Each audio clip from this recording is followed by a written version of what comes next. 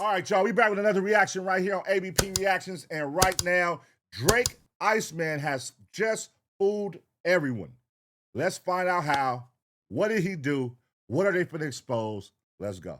Drake just dropped 3 albums at the exact same time. But while the internet is obsessed with who his bars were aimed at, they are missing an even bigger question. If Drake is in an active standstill with his record label, why are they spending millions to market these projects? The ongoing belief is that Drake released this massive catalog to accelerate his contractual obligations. However, the label's financial support of these projects tells a different story altogether. This rollout indicates that Drake's entire public dispute with the record label was something much more strategic. The question is, was his disagreement with his record label a strategic rollout plan all along? Everyone wants to know why Drake dropped 3 albums simultaneously. Right now, the theory is he did it to fulfill his contract and become a free agent. They believe he found a genius way to outmaneuver the corporate infrastructure and come out on top. He even had some bars that seem to be directly aimed at UMG. People are looking at this album as Drake's final chess move against them. But I'm not quite sure that that is what is actually happening here.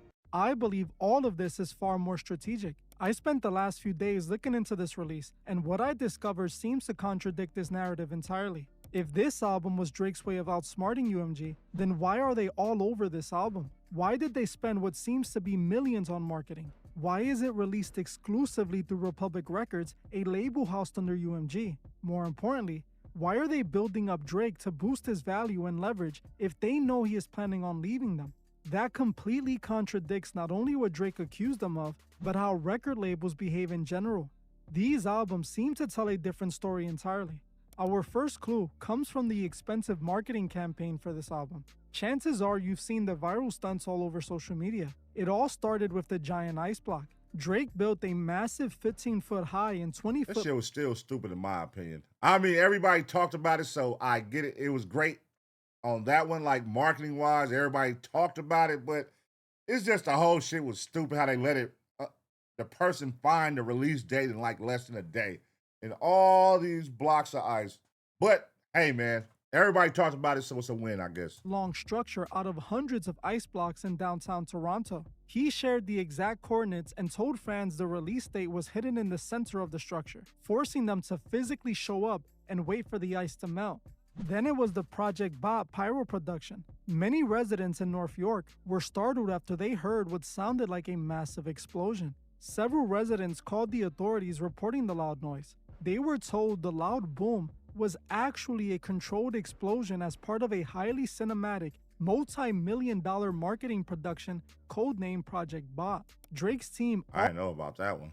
also took over Toronto's iconic skyline by orchestrating a massive projection show on the CN Tower. He even gave away a brand new car during a stream. Drake's IceMan, massive block of ice.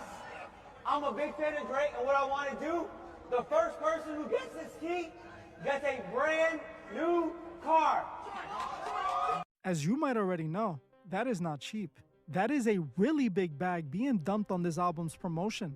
Now, some people think Drake is the one paying for all of this marketing, but I did see where they said Drake self-funded that, but then I also see that it was through the label. So I don't know. Somebody is lying here. Was it self-funded or did the label cover the cost? Let's figure out. this album was exclusively released through Republic Records. Record labels traditionally provide a marketing budget for every project. Major music trade publications confirmed that the IceMan campaign was a highly coordinated effort released officially through Republic Records and UMG. A rollout of this magnitude, involving public property, municipal permits, and major broadcast partnerships, traditionally costs a major label between $2 and $5 million for a superstar of Drake's caliber. This means the labels spend millions directly promoting Drake. But why?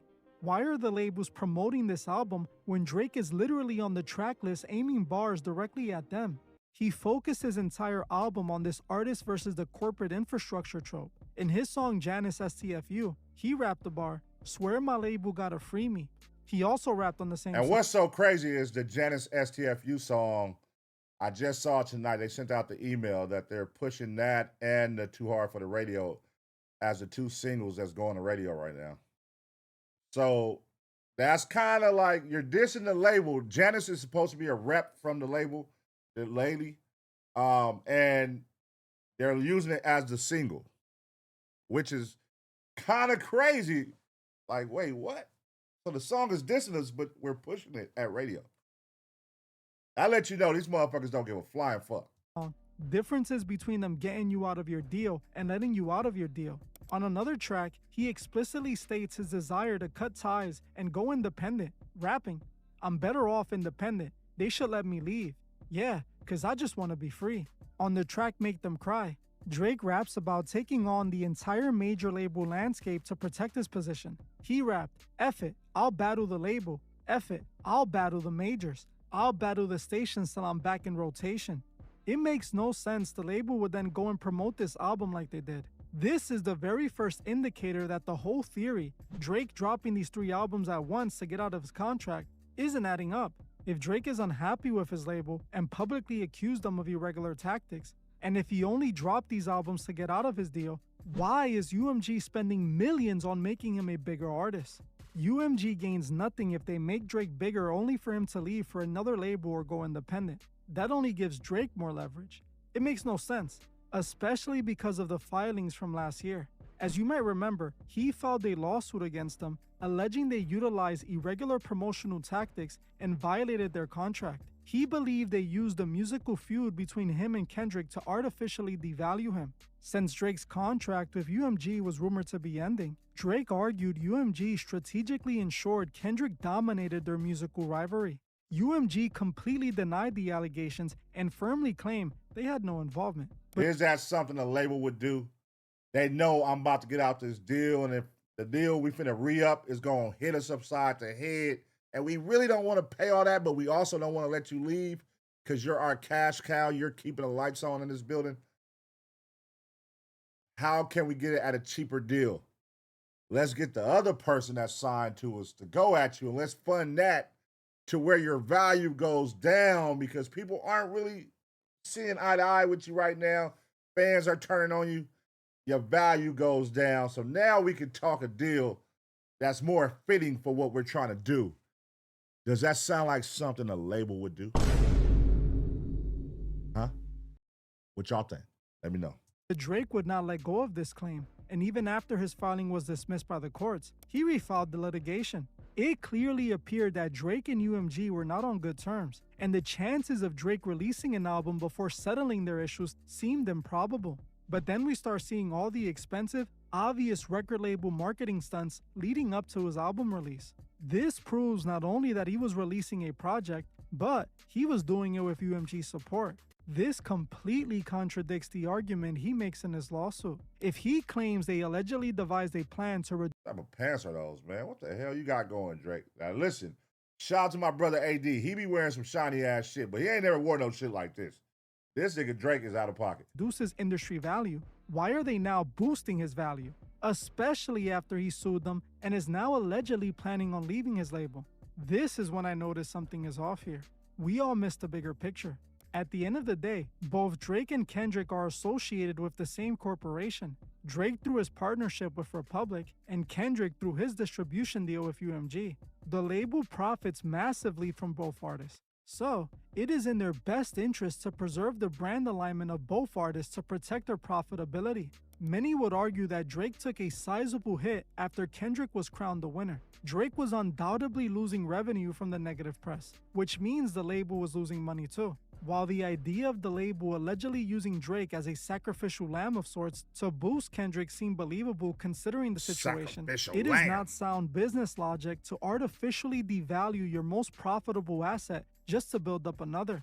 It would have made more sense if Drake was planning on leaving UMG, but the fact they backed this album with millions of dollars suggests Drake isn't going anywhere. Was Drake really trying to prove his label was working against him? Or was this all a part of a highly strategic planned rebrand?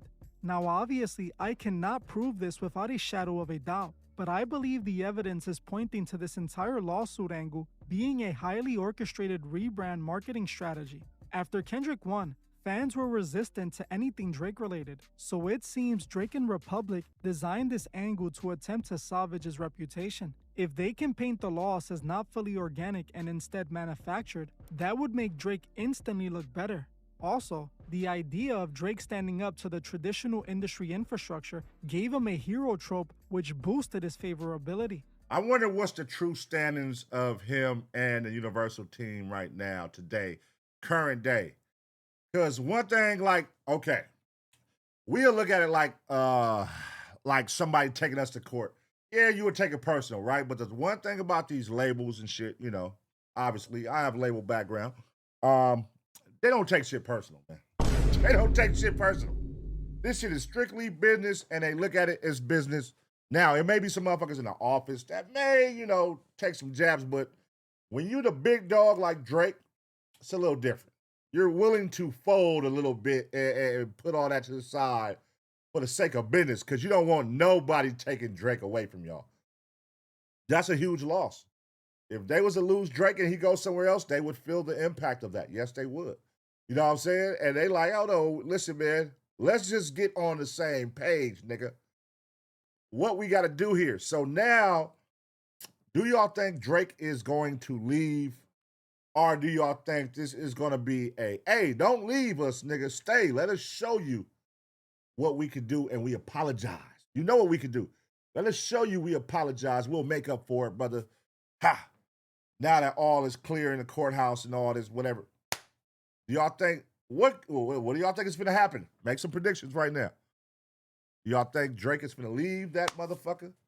Or Drake is going to stay there and they finna gas the fuck up out of Drake's shit?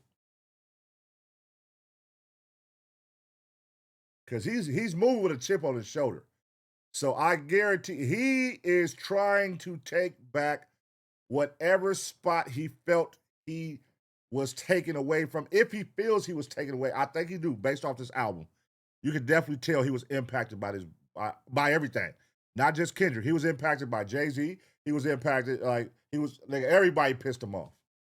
Hell, he even said in his goddamn album he don't want to do no features. He just want to be alone right now. And nigga, this shit fucked him up. He's pouring out his heart and soul and true thoughts in these records. So I wonder how the label was feeling right now. Are they getting back eye to eye? Or will they never be cool again and he's gonna leave? Time will tell, man. I truly feel the lawsuits were filed to sell this strategic narrative. Think about it. The lawsuits went absolutely nowhere. They were dismissed by the courts, and even after Drake refiled, nothing truly happened except for the headlines and the discussions it generated. While they paid a legal counsel to file the suit, they can later write that off as a marketing expense. I myself made videos where I seriously thought Drake was pulling a Michael Jackson, standing up to the industry infrastructure and demanding they right their wrongs. But after seeing this entire album roll out, I realized this is much deeper. I believe this narrative was designed to shift the blame from Drake to the label. Instead of blaming Drake for his own shortcomings, they put the blame on the record label. While this definitely might bring a few negative momentary headlines, it means absolutely nothing to them because they already have this stigma attached to their reputation. People already feel the industry's infrastructure utilizes highly questionable business tactics, so being accused of this narrative does not really change their reputation by much, if any. But it did change Drake's. Now he looks like the man brave enough to stand up to the corporate infrastructure. He repeatedly directed bars at them, but UMG still fully backed this album. While I could be wrong, I think Drake isn't leaving UMG. At this point, it seems like that was never the plan. Drake is one of the biggest artists in the world, and UMG is the biggest label. He has had a relationship with them since the very beginning of his career. Right. They likely own his entire early catalog. What I believe is that the corporate infrastructure utilized Drake to boost Kendrick and is now developing a strategic narrative to repair his reputation. To me, the entire Kendrick and Drake moment was highly calculated. I have said since the beginning the entire situation seems strategically orchestrated as a marketing strategy. Back in 2024, when the situation kicked off, hip-hop had plateaued. Sales were starting to trend downward, and the industry needed something massive to generate engagement. This is exactly when the Drake and Kendrick situation arrived. One of the greatest beefs in hip-hop history, for sure. I ain't gonna lie. That was That was a time, man. When they was going back and forth, dropping them disc records back to back, that was a great time in hip hop. But everybody, this generation, especially the witness, you know what I mean? Because a lot of y'all didn't witness the Tupac and Biggie beef, the West Coast, East Coast beef. That was crazy. You know what I mean? I was a kid when that happened, but like that was crazy. And this is definitely like this generation's Biggie and Pac, you know, type beef. Like two huge factors in music going at it, shutting shit down. Nigga turning people against each other. Cause now you have like Team Kendrick, Team Drake, and these motherfuckers hate each other. You better not say you like IceMan, cause here they come. You better not say you like Kendrick, his rap style, cause here comes the Drake fans. Oh, he can't rap. Boom, bop, bing, bop, boom, bop, bam. Boy, they like using that line right there. Like that. Y'all just gonna ignore the fact that Kendrick can rap and take that one line like that's how Kendrick rap on every song. It's funny watching this shit. You know what I mean? I'm very unbiased when it comes to both. I fuck with both, so I fuck with both styles. It's like I'm not sitting here, listen, man. I'm not that invested. You feel me? I'm not that invested like everybody else. It's just like shit, nigga. Hey, I'm here to watch a good fight. You know what I mean? I fuck with both boxers. I'm here to watch a good fight, nigga. That's all I'm here for. You feel me? I'm not sitting here like, oh, fuck this nigga. I'll never like his music again. I hate him. Like, it ain't that serious for me, Pops. You know what I mean? Everybody get to the chili, man. Get to the chili, man. But that's crazy. Let's keep watching. Right when hip hop needed such a moment.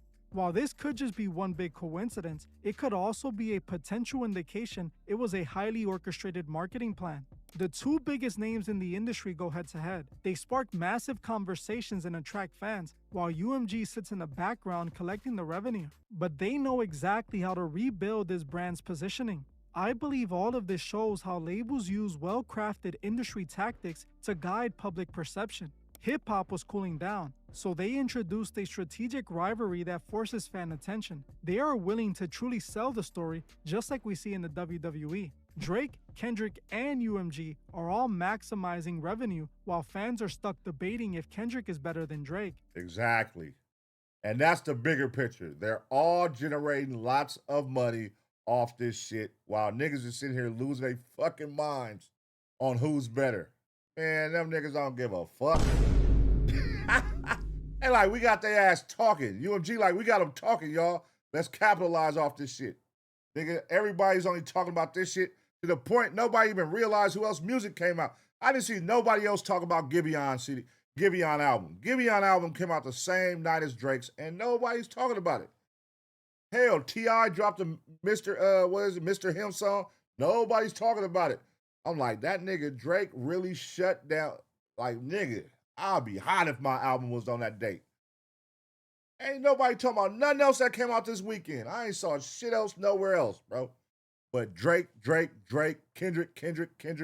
They lead you to believe is all organic while, in reality, they are guiding the conversation behind the scenes. This is why I always advise taking these public grievances with a grain of salt. Drake made a huge deal claiming UMG worked against him, only for him to drop a new album with them months later. It is a highly coordinated media strategy that functions strictly as a corporate narrative rather than an authentic dispute. The simultaneous releases of these three albums provides the ultimate proof of how modern music marketing actually functions. Major labels operate entirely on return on investment. They do not leave their most profitable assets to chance, and they certainly do not fund multi-million-dollar promotional campaigns for artists actively trying to dismantle their corporate infrastructure. What we are witnessing is a masterclass in media positioning. The infrastructure engineered a narrative of rebellion to keep the audience highly engaged, securing historic streaming metrics for the label and a highly successful rebrand for the artist.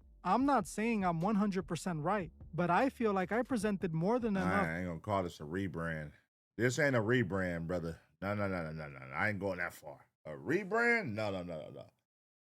This is unfinished business. Drake, everybody thought Drake would move on. Let it go, move on. He said, fuck all that. I ain't moving on shit. I'm on the same type of time I was on. I thought he was gonna come back and move on. Like, let bygones be bygones. I took my L, let's move forward. But he said, fuck that. I got issues with everybody. That nigga wants spades, nigga. But do he really want spades?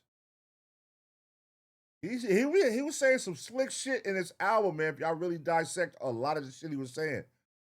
Even with like the line he threw out there, I don't know if a lot of y'all caught that when they were saying like basically accusing like Kendrick and them having the police watch his house when Kendrick went to do the Toronto show out there. He was saying a lot of little slick lines out there. That's why they didn't do nothing. I was like, oh, he could be capping or he could be, I don't know. But that's the theory on, hey, yeah, they had the police watching my house. So that's why you was able to perform out here, nigga. I said, damn. Okay, Drake, you still talking spicy? Because, I mean, you want to come to LA too, right? Do you want to come do SoFi? I mean, you got to come to LA to do so. Drake, do you think it's to the point where Drake is never coming back to LA? And if so, how long before y'all think he comes back to LA? Because he hasn't came yet. So my question is, how long until he actually comes back? And what will he be partaking in when he comes back? Will he be going to the clubs?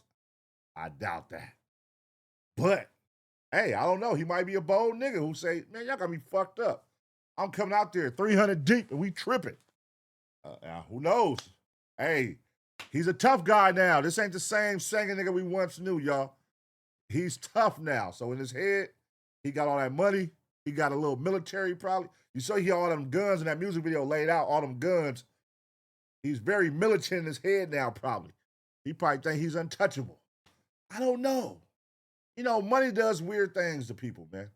It makes them believe that they're untouchable, you know? So who knows? That justifies my conclusion. I want to know your thoughts on this down in the comments. Do you believe the initial conflict was entirely orchestrated from the very beginning? Or did they simply optimize an organic dispute into a massive rollout? Another thing I found interesting was Drake utilizing the Michael Jackson branding for his new album. I thought that was also directly tied into his perceived stance on his label. Think about it. Michael also had his famous dispute with the corporate infrastructure. But unlike Drake, Michael claimed that when he released his album, Sony failed to market it to his full potential on purpose. Michael claimed the labels were trying to force him to sell the ATV catalog by playing a strategic role that would hinder his album's success. Drake used the Michael Jackson glove as a direct reference to Michael, but clearly, Drake and Michael's situations are different.